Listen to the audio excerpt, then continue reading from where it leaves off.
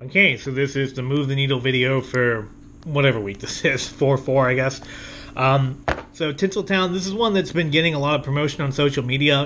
The idea is she's a police officer in early 20th century Hollywood, and yeah, this one looks pretty cool. So, and I'm trying to help out Alterna, who's doing a lot of things right, and they're doing their tagline about making comics for everybody. It's not.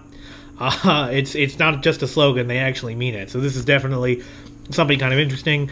Continuing my coverage of Avengers No Surrender. So yeah, that's always great. Marvel 2-in-1, one of the better series that Marvel's doing right now. It seems like it's leading up to the restoration of the Fantastic Four. So yeah.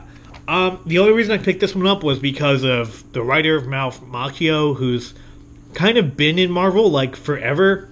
as one capacity or another, and he's been doing a lot of these one-shots recently where it's kind of like tied into whatever movie's coming out that month, but it's done in more of like an old school sort of way. Like there was the Thor where Walk the Frost Giants back when Ragnarok came out. There was the Black Panther one-shot that took place in Dubai when Black Panther came out, and now this one comes out the same month as the Infinity Wars movie. So these are like really solid, and they're sort of interesting to look at how an older writer writes in today's Marvel.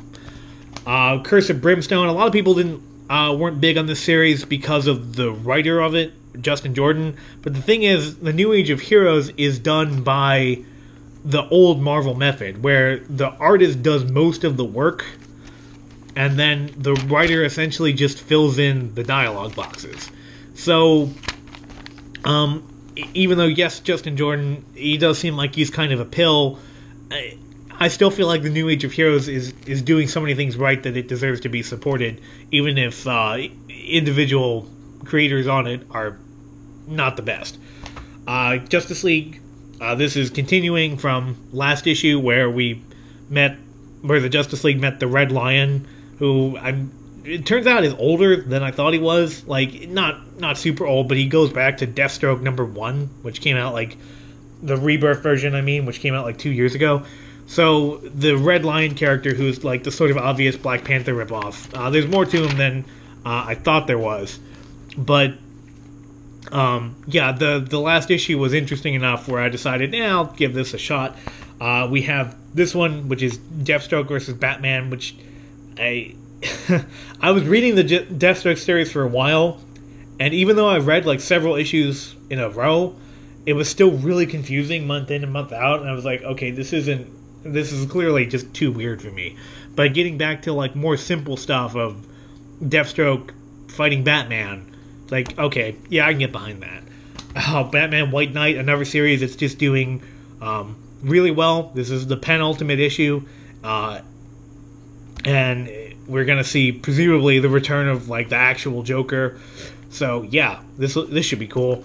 And then finally, Frank Miller's Xerxes. 300 was one of the best movies of my teenage years. I loved that movie. I thought that was one of the greatest movies I'd ever seen. I've never read the original 300 that it's based on, but and I know that this supposedly, because they made a sequel to 300 that was borderline unwatchable. If it weren't for Ava Green, it would have been completely unwatchable. And it was supposed to have been based on this, but Frank Miller, I guess, took so long to make this that they just went ahead and made it without him. But I'm still kind of interested the way that he would have gone with this. So yeah, that's the Move the Needle haul for the week. Tell me what you got. Tell me what you're thinking. Yeah, like, comment, subscribe. In any case, this is Unranked Chevron, signing off.